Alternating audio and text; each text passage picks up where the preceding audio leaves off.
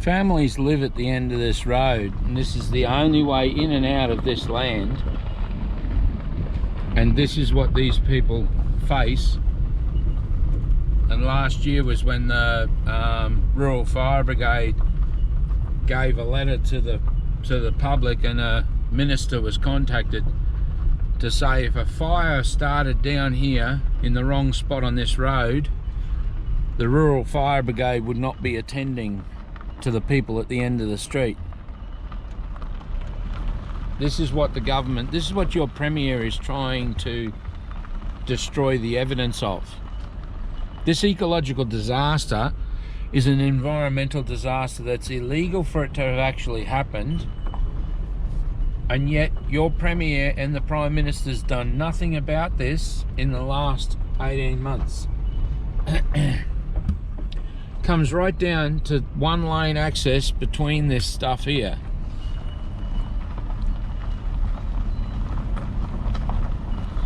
So when this goes bad, what is the chance for these people in this environment?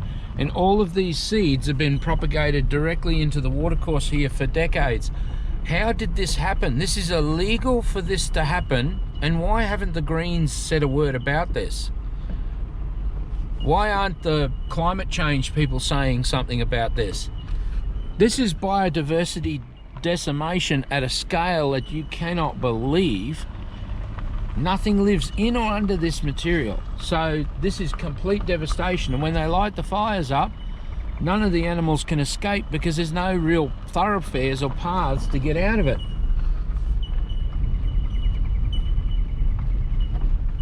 It just is staggering that this has never been forcibly cleaned up. Your Premier has allowed this to continue all of this time, killing all of these hardwood trees. Look at the amount of dead trees, and some standing, some down, all to add to the fuel load when the fires come through these areas. Which is what they plan to do when they plan to burn off with one decent thunderstorm. They plan to go at it. They are never going to control this fire when they light this fire. The volume of material here is staggering. But you know, that might be poetic justice when the Premier lights the fire and it takes off and it decimates all of these lands, and these properties and families die as a result of her gross negligence in this. This is a place that's never going to be cleaned up because the other side of the road is where the public can actually see it. Over this side of the road, nobody gets to see this devastation. So they're not keen to clean anything up down this way.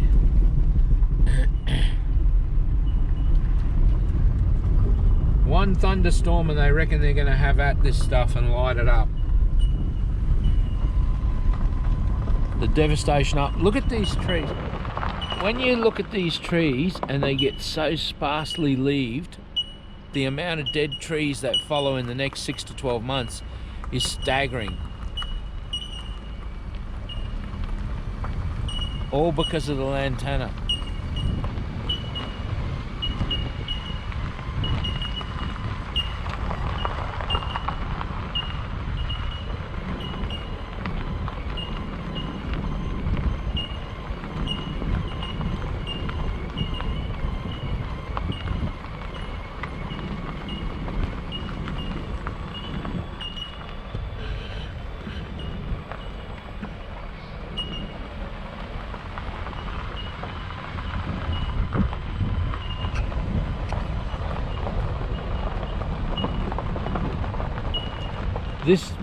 The density of this here is as far as you can see up that hillside, past this lot, when you get a view looking up there.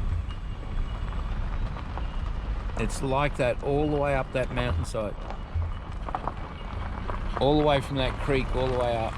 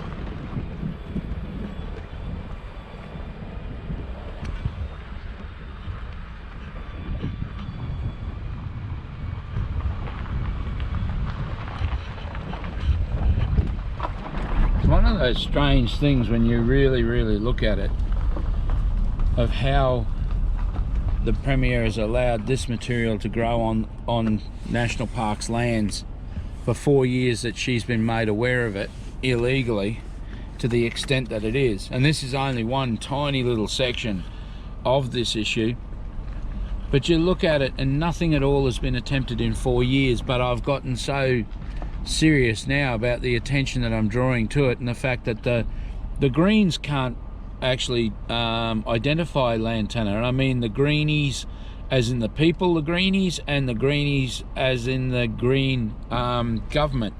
You know, when you look at the level of Lantana growing on their lands, it's staggering, and it needs to be dealt with, that's for sure.